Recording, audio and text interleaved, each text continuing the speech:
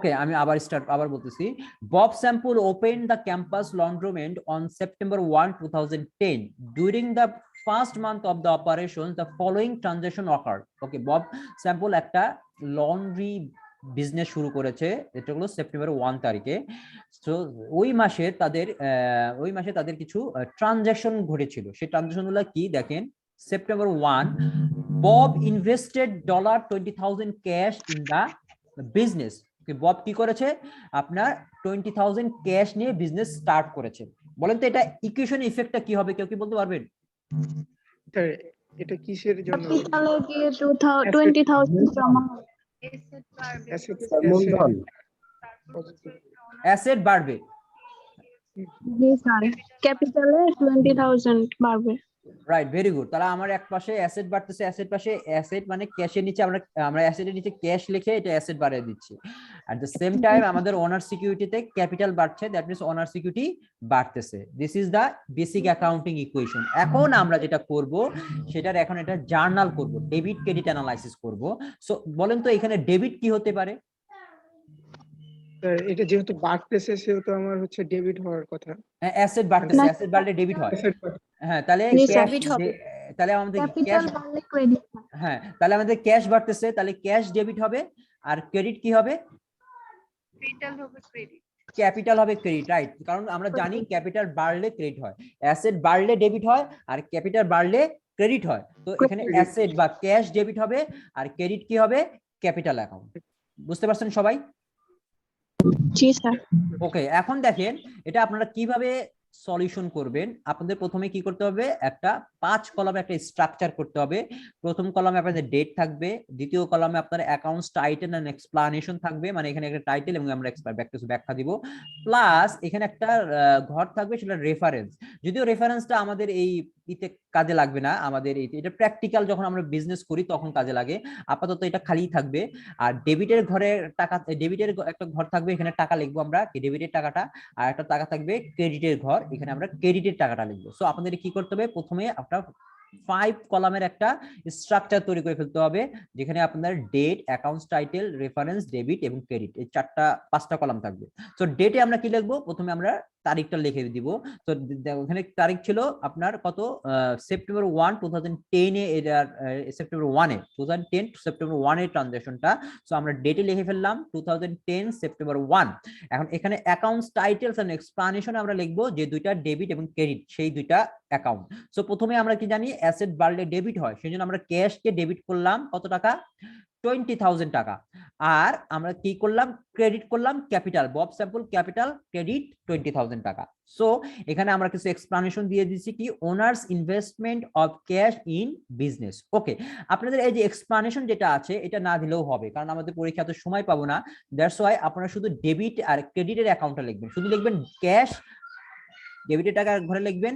আর এখানে যেমন আছে Bob sample capital, Bob sample না লিখলেও হবে, শুধু ক্যাপিটাল অ্যাকাউন্ট লিখলেও হবে। ক্যাপিটাল ক্রেডিট, এটা মালিকের নাম লিখেছে, বুঝতে পারছেন, মালিকের নাম না লিখলেও হবে। ক্যাপিটাল ক্রেডিট 20,000 টাকা, তারপরে এটা ক্লোজ হয়ে যাবে। এখানে যদি আপনি একটা স্ট্রেট একটা লাইন টানেন তাহলেও হবে, অথবা মাঝখানে কিছু জায়গা রেখে তারপরে দ্বিতীয়টা শুরু করবে। সবাই বুঝতে পারছেন কিভাবে করবেন? ওকে, রেফারেন্সের ব্যাপারটা বুঝছি না। হ্যাঁ, রেফারেন্স এটা ফাঁকা থাকবে।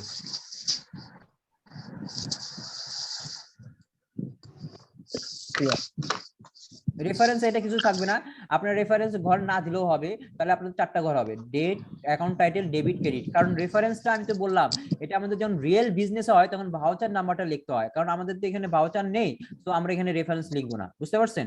স্যার এটা তো খতিয়ান। হ্যাঁ, হ্যালো,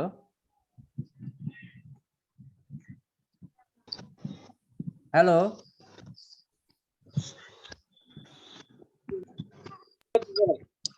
কেউ কিছু বলতেছেন? হ্যালো,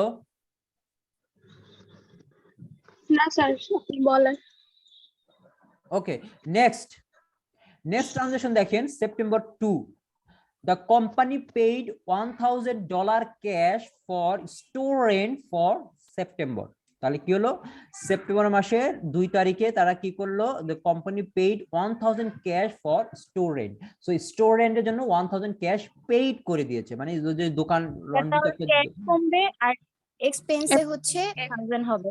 মানে আচ্ছা, তাহলে আমাদের আগে ইকুয়েশনটার সাথে সাথে করে ফেলি, তাহলে আমাদের ইকুয়েশনটাও শিখে যাব, মানে ইকুয়েশনটাও আমাদের ক্লিয়ার হয়ে যাবে। তাহলে আমাদের এখানে যেটা হবে সেটা হলো ক্যাশ কমে গেল, তাহলে অ্যাসেট কমবে, তাই না? কমে গেল, জি স্যার। আর ওদিক দিয়ে আপনার একটা এক্সপেন্স বেড়ে গেছে, এক্সপেন্স বাড়লে কি হবে, অনার সিকিউরিটি অনার সিকিউরিটি কমে যাবে, কমে যাবে। কমে যাবে, রাইট। দিস ইজ দা আপনার বেসিক অ্যাকাউন্টিং ইকুয়েশন ইফেক্ট।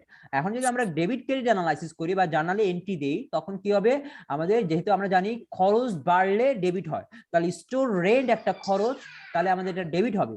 আর ক্রেডিট কি হবে, ক্রেডিট হবে ক্যাশ, কারণ এটা একটা অ্যাসেট, অ্যাসেট কমে যাচ্ছে, অ্যাসেট কমে গেলে কি হবে, ক্রেডিট। ক্রেডিট হবে, রাইট। তার মানে এখানে হবে কি, স্টোর রেন্ট ডেবিট 1000 আর হলো আপনার ক্যাশ ক্রেডিট 1000। আর কোনো কনফিউশন?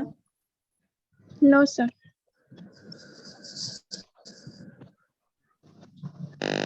ওকে, সাউন্ড কার্ড।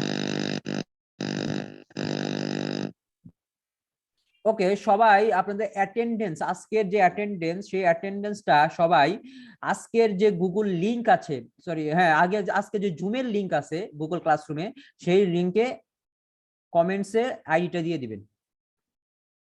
বুঝতে পারছেন সবাই? হ্যালো, জি sir. Okay sir, yes sir. Okay, এবার দেখেন আপনাদের 2 নাম্বার ট্রানজাকশন, তো 2 তারিখের ট্রানজাকশন তো সবার কমপ্লিট, কারণ কোনো কনফিউশন আছে? No sir. Okay, no sir. তাহলে আমরা দেখব সেপ্টেম্বরের 3, purchased washers and dryers for $25,000, paying $10,000 in cash and signing a $15,000 6-month 12% note payable. ওকে, এখন কি করা হয়েছে, সেপ্টেম্বর 3 তারিখে একটা ওয়াশার এন্ড ড্রায়ার পারচেজ করা হয়েছে, যেটার মূল্য হলো 25,000 টাকা। আর এই 25,000 টাকার ভিতরে 10,000 টাকা ক্যাশ পে করে দিয়েছে, বাকি যে 15,000 টাকা ছিল সেটার জন্য একটা নোট পেয়েবল ইস্যু করা হয়েছে, যেটার মেয়াদ হলো 6 মাস এবং একদম বছর শেষে আপনাকে 12%, প্রতি বছর আপনাকে 12% করে ইন্টারেস্ট দিতে হবে। বুঝতে পারছেন? সো আমাদের 3 তারিখে যেটা করলাম, যে আমরা একটা ওয়াশার এন্ড ড্রায়ার পারচেজ করে ফেলছি, এর জন্য আমরা কি করলাম, নগদ পেমেন্ট করলাম 10,000 টাকা, আর বাকি টাকাটা আমরা একটা নোট পেয়েবল ইস্যু করেছে। তার মানে আমার কি হয়েছে, আমার বিজনেসের লায়াবিলিটি বেড়েছে, এটা টাকাটা আমাকে পরবর্তীতে এটা পেমেন্ট করতে হবে। বুঝতে পারছেন? তাহলে বলেন তো, এটা এট ফার্স্ট আমাকে বলেন ইকুয়েশনের ইফেক্টটা কি হবে? স্যার অ্যাসেটে বাড়বে হচ্ছে 25,000, রাইট, যেটা হচ্ছে আমার ইকুইপমেন্টে। রাইট। তারপর হচ্ছে এক্সপেন্সে 10,000। এক্সপেন্স কেন হবে এখানে? অ্যাসেট বাড়লো না, না, 25,000, বুঝলাম, কিন্তু এক্সপেন্স হচ্ছে কেন? না স্যার এক্সপেন্স না।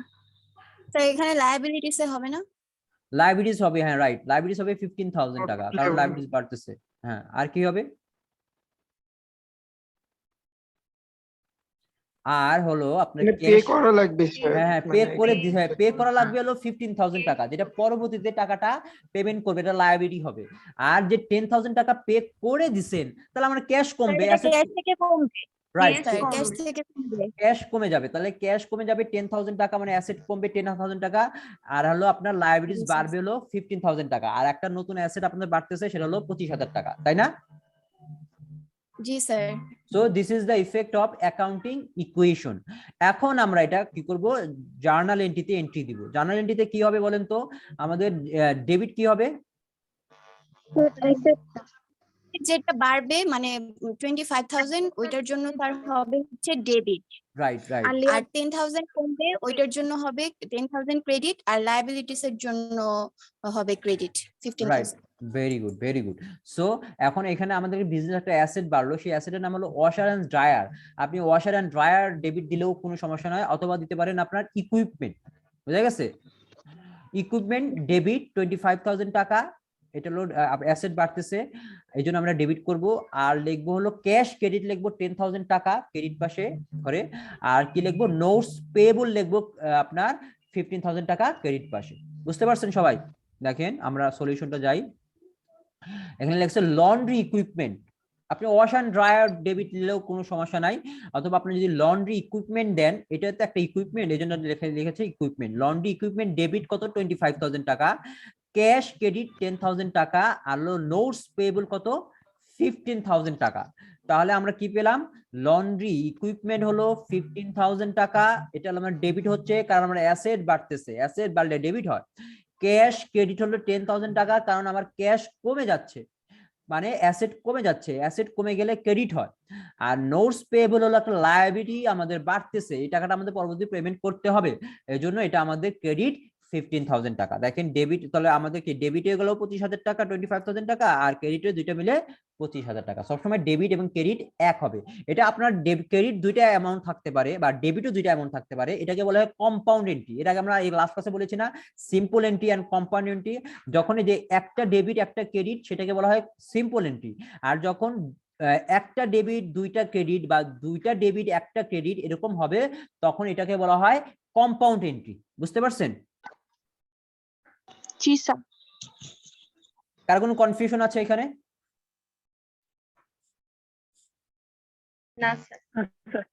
ওকে, নেক্সট ট্রানজাকশনে যাব আমরা। তাহলে দেখেন September 4 paid $1,200 for 1 year accident insurance policy. Okay, so আমরা কি করলাম এখানে, এখন বিজনেসটা কি করলো, 1,200 টাকা পেইড করে দিছে। কেন পেইড করছে? For 1 year accident insurance policy.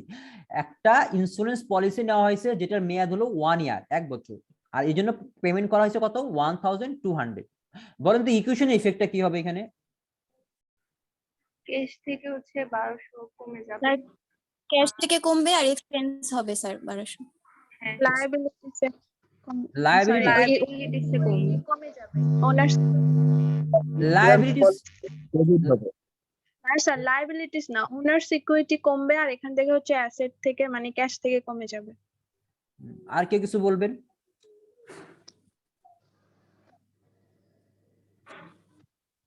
Hello,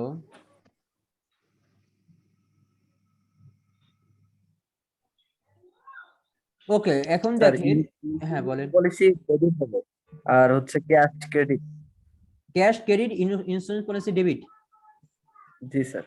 insurance policy debit কেন হবে বলেন? স্যার এটা হচ্ছে আমরা নিচ্ছি তো, ইন্স্যুরেন্স পলিসি 1 বছরের জন্য নেওয়া হবে। না, এটা কখনো আপনার ডেবিট হওয়ার রুলস না। রুলস আমি বলছি, হয় অ্যাসেট, হয় লায়াবিলিটিস, নয় অনার সিকিউরিটি, এরকম হবে। কারণ আপনার এটা নিচ্ছি দিচ্ছি এইভাবে তো ডেবিট ক্রেডিট হয় না। স্যার ওইখানে এক্সপেন্স বাড়বে তো। এক্সপেন্স বাড়বে, ঠিক আছে। এখন এখানে একটা কনফিউশন আছে, সেটা হলো এক্সপেন্স হবে না অ্যাসেট হবে।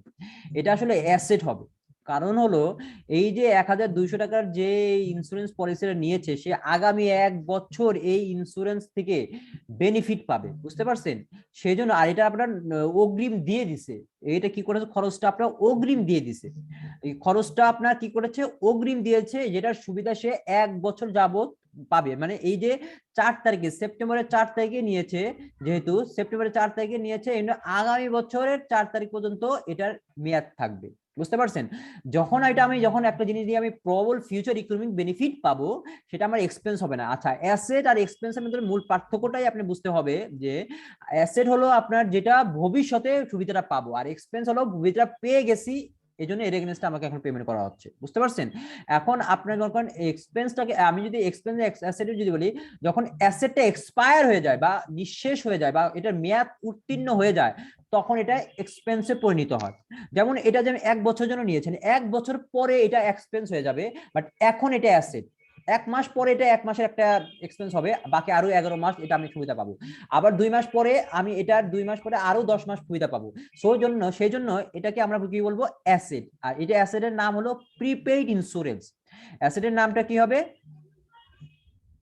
Prepaid insurance. তাহলে আপনার একটা অ্যাসেট বাড়বে, সেটা হলো প্রিপেইড ইন্স্যুরেন্স নামে, আর একটা অ্যাসেট কমবে ক্যাশ।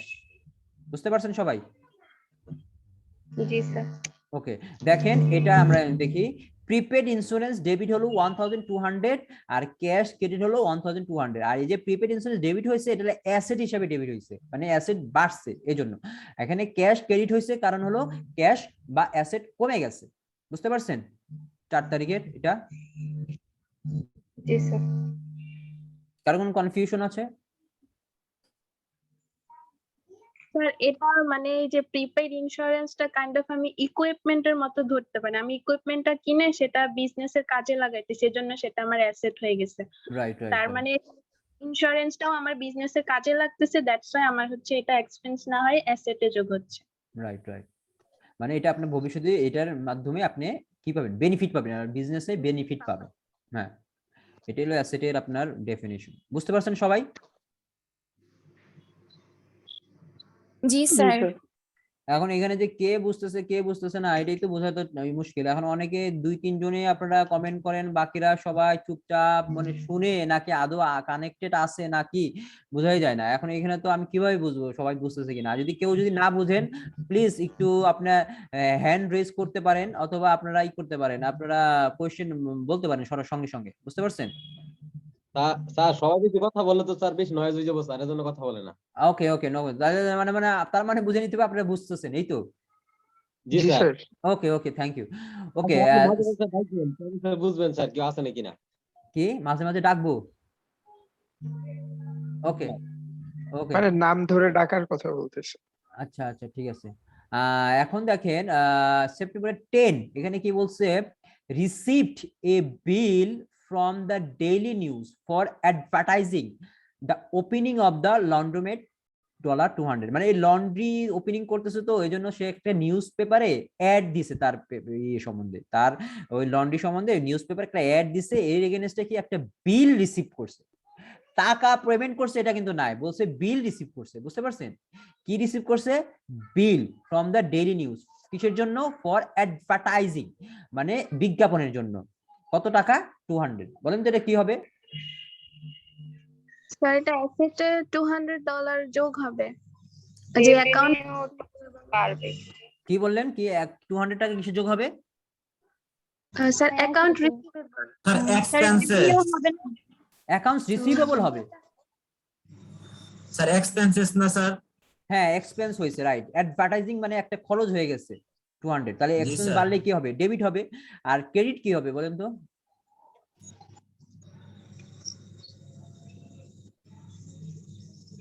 স্যার এটা এক্সপেন্স কিভাবে? এটা তো সে বিলটা ডেইলি নিউজপেপার থেকে রিসিভ করেছে, এত খরচ করে নাই। কেন? এই যে অ্যাডভার্টাইজিং করছে, অ্যাডভার্টাইজিং তো একটা খরচ। সে একটা মনে করেন আপনি একটা নিউজ পেপারে আপনি একটা আপনার বিজনেস সম্বন্ধে একটা বিজ্ঞাপন দিলেন, তাহলে এটা আপনার খরচ হবে না? আপনার বিজ্ঞাপনটা ওই টাকাটা দিতে হবে না? আপনার খরচ হয়ে গেল এটা। এখানে রিসিভ বলতে বোঝাইছে টাকা রিসিভ করে নাই, বিলটা রিসিভ করছে, টাকার বিলটা রিসিভ করছে, হ্যাঁ রাইট, এটা বোঝাইছে। টাকার বিল রিসিভ করেছে, রাইট। যে বিলটা পরবর্তীতে দিতে হবে, রিসিভ করছে, টাকাটা দেয় নাই, পরবর্তীতে সে দিবে। বুঝতে পারছেন? জি স্যার বুঝছি। তার মানে এখানে খরচ বেড়ে গেছে, অ্যাডভার্টাইজিং ডেবিট হবে। আর ক্রেডিট হবে কি বলেন তো? লায়াবিলিটিস বেড়ে গেছে। অ্যাকাউন্টস পেয়েবল এ স্যার ক্রেডিট হবে না, রাইট লায়াবিলিটিস বেড়ে গেছে right sir. Right very good. তাহলে এখানে কি হবে? Accounts payable. এখন বলতে পারেন যে কখন অ্যাকাউন্টস পেয়েবল হবে, কখন নোটস পেয়েবল কি হবে, তখন এটা বুঝবো কিভাবে? নোটস পেয়েবল থাকলে আপনাকে স্পষ্টভাবে বলা থাকবে নোট পেয়েবল। আর অ্যাকাউন্টস পেয়েবল হলো আপনি টাকাটা দেন নাই, পরবর্তীতে দেওয়া হবে লাগবে, তাহলে এটা বুঝে নিতে হবে অ্যাকাউন্টস পেয়েবল।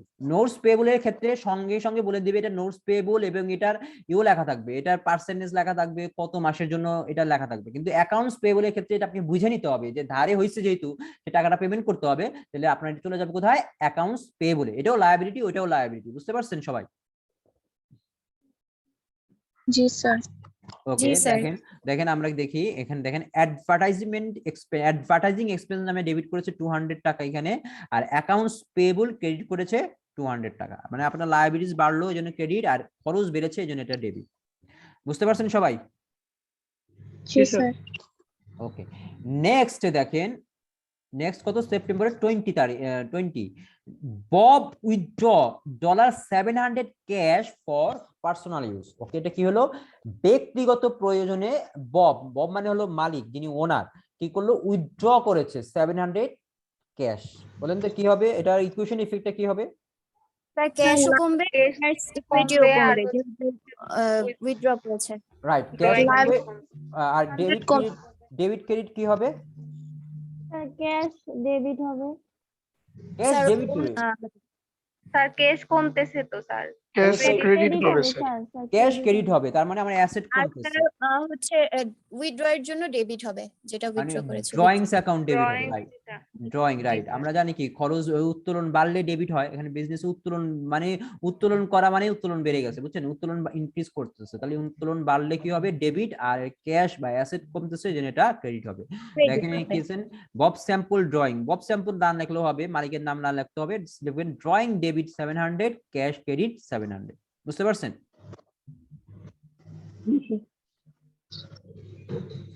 ওকে, লাস্ট সেপ্টেম্বর 30 তারিখে যেটা হয়েছে দেখেন, the company determine that cash receive for laundry service for the month were 6200।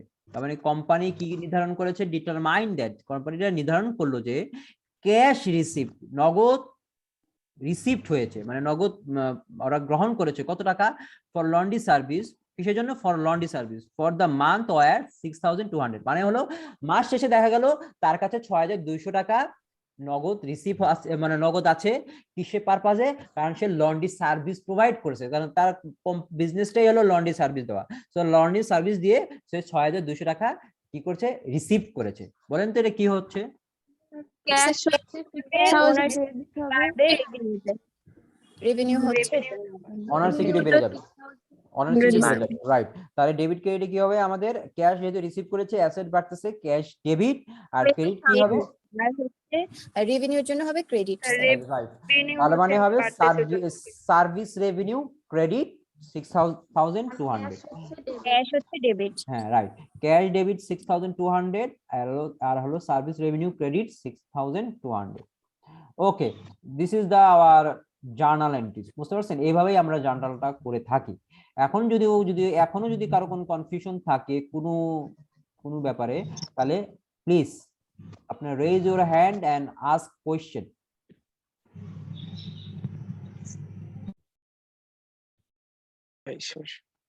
কোনো সমস্যা নাই? প্র্যাকটিস করা লাগবে আসলে ম্যাথগুলো। হ্যাঁ, প্র্যাকটিস করার জন্যই তো অ্যাসাইনমেন্ট দেওয়া হবে। এরপরে আমরা কি করব, আপনাদের এই আরেকটা আপনার ওই যে প্রিভিয়াস মানে যদি আপনি দেখা গেল আমাদের লেকচার পড়ার পরে দেন তাহলে বেশি ভালো হয়, তখন স্টাডিটা করা হয়। আগে দিয়ে দেন, আগে দেখিনি দিয়ে আসলে আপনার ক্লাসে মনোযোগ দিতে পারি না কেন জানি। কেন আগে দিলেই তো ভালো, আপনি আগে স্টাডি করে তারপরে কোশ্চেন টোশ্চেন থাকলে জিজ্ঞাসা করবেন। এইখানেই তো মানে কেন জানি ম্যাথমেটিক্স এর ব্যাপারে ডিফল্টটা হয়। সমস্যা নাই, আমার আপনার যদি কিন্তু সবার প্রবলেম ক্ষেত্রে জানি না। আপনি যদি প্রবলেমে হয় আপনি খুলেন না। আমি যখন সলিউশনটা দেখে ফেলি তখন আসলে ক্লাসে মনোযোগটা কম থাকে। ও আচ্ছা, বুঝতে এরকম পারছি। একটা ব্যাপার। আচ্ছা ঠিক আছে, তাহলে আপনার যদি সমস্যা হয় তাহলে আপনি ওইটা খুলেন না, যখন আমি যখন স্টার্ট করব তখনই দেখেন। বুঝতে পারছেন? আর স্টুডেন্ট কখনো এটা হয় না স্যার, যখন সলিউশন আগে দিকে থাকে। যেটা যেমন আজকে পড়াচ্ছেন এটা ক্লাসের পরে যখন রেকর্ডিং দেন তো সেটার সাথে দিলেই তো হয়। হ্যাঁ, তার মানে কি আমি ক্লাসে পরে দিব? নো প্রবলেম, আমি ক্লাসে পরে দিলে আমার কোনো সমস্যা নাই, আমি ক্লাসে পরেই দিব।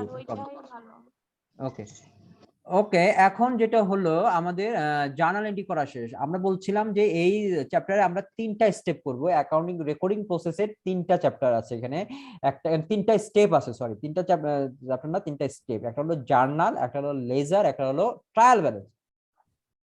এখন আমরা এই যে জার্নাল করলাম, এই জার্নাল থেকে কিভাবে লেজারে ট্রান্সফার করব সেই প্রক্রিয়াটাই দেখব। তার আগে আমরা জেনে নেই আসলে জার্নালটা কি, সরি লেজারটা কি। লেজার হলো একটা বাংলায় বলে খতিয়ান। বুঝতে পারছেন? কি বলছে? A group of accounts maintain by, আর একটা দিয়ে দিই, অ্যালার্ট দিয়ে দিই। সেটা হলো আমাদের আর 2 মিনিট আছে, 2-3 মিনিটের কম আছে। সো এরপরে আপনাদের আবার এটা এক্সপায়ার হয়ে যাবে লিঙ্কটা। আমরা আবার ওই গুগল ক্লাসরুমে যেয়ে আবার লিঙ্কে ক্লিক করে আবার নতুন করে রিজয়েন করব। বুঝতে পারছেন? জি স্যার। ওকে ওকে, দেখেন a group of accounts maintain by a company is called the ledger. তার মানে কি, একটা কোম্পানি যেই অ্যাকাউন্ট গুলা মেইনটেইন করে, অ্যাকাউন্ট মানে হিসাব, সেই সব হিসাবকেই বলা হয় লেজার। লেজারটা কি? একটা হিসাব, যেখানে আমরা কি করি, একটা নির্দিষ্ট অ্যাকাউন্টের সকল লেনদেনগুলা লিপিবদ্ধ করি। ডেবিটের হলে ডেবিটে লিখি, ক্রেডিটের হলে ক্রেডিট লিখে তারপরে যেটা করি আপনাদের হিসাবের ব্যালেন্সটা বের করি, মানে আমার দিন শেষে বা আমার মাস শেষে আমার হাতে কত ব্যালেন্স আছে ওই অ্যাকাউন্টের, সেটি আমরা বের করি বাই প্রিপেয়ারিং দা লেজার। বুঝতে পারছেন সবাই? সে ফর এক্সাম্পল মনে করেন আমরা এখানে ক্যাশ, দেখেন ক্যাশ একবার ডেবিট হয়েছে, আবার ক্রেডিট হয়েছে, আবার ক্রেডিট হয়েছে, আবার ক্রেডিট হয়েছে, আবার ক্রেডিট হয়েছে, আবার লাস্টে যে একটা ডেবিট হয়েছে। এখন কি আমার মনে রাখতে পারে না এই যে ক্যাশ ডেবিট হলো, ক্রেডিট হলো, লাস্টে এটার ব্যালেন্সটা কত, আমি কি ক্যাশ আমার হাতে কত আছে, মানে যোগ বিয়োগ করে আমার হাতে কত আছে সেটা কি আমার বের করার একটা ইচ্ছা হয় না? সবাই ইচ্ছা হয়, এবং এটাকে এই প্রক্রিয়াটাকেই বলা হয় লেজার করা, যে আমার ডেবিট করলাম এত টাকা, ক্রেডিট করলাম এত টাকা, আবার হলো ডেবিট হলো এত, তাহলে আলটিমেটলি আমার ডেবিটটা কত টাকা আছে ক্যাশে। বুঝতে পারছেন? সেটাই আমরা বের করব কিসের মাধ্যমে? লেজারের মাধ্যমে। শুধু ক্যাশ না, ক্যাশ একটা স্যাম্পল হিসেবে দেখালাম, আপনার এখানে প্রত্যেকটা অ্যাকাউন্টই আমাদের আলাদাভাবে করতে হবে। যেমন ক্যাশ আলাদা করতে হবে, ক্যাপিটাল আলাদা করতে হবে, রেন্ট এক্সপেন্স, তারপর laundry equipment, notes payable, prepaid insurance, advertising expense, accounts payable, drawing, service revenue, যতগুলো আলাদা আলাদা অ্যাকাউন্ট আছে সবগুলাই আমাদেরকে কি আলাদাভাবে মেনটেন করতে হবে, এবং এইটাকে বলা হয় লেজার মেনটেন করা, বা এটাকে বলা হয় খতিয়ান, বা আমরা এটাকে আরেকটা মনে হয় অ্যাকাউন্টস বলে, এটা হিসাব। বুঝতে পারছেন সবাই? হ্যালো, স্যার ওকে, জার্নালে আমি সবকিছু লিপিবদ্ধ করার পরে যে হিসাব নিকাশের ব্যাপারটা সেটাই হচ্ছে আমার লেজার। Laser, right. এখানে কি দেখেন, এই ledger content all the asset, liabilities and owner security account. So এখানে আমরা লেজারে সকল অ্যাসেট গুলো মেনটেন করতে হবে, লায়াবিলিটি প্লাস অনার সিকিউরিটি সবগুলাই আমরা কি করব? মেনটেন করব। ওকে, টাইম মনে হয় অলরেডি শেষ হয়ে গেছে, তো আমরা নেক্সট ডে আবার নতুন করে জয়েন করব। দেখেন ইন্ডিভিজুয়াল অ্যাসেট, এখানে ইকুইপমেন্ট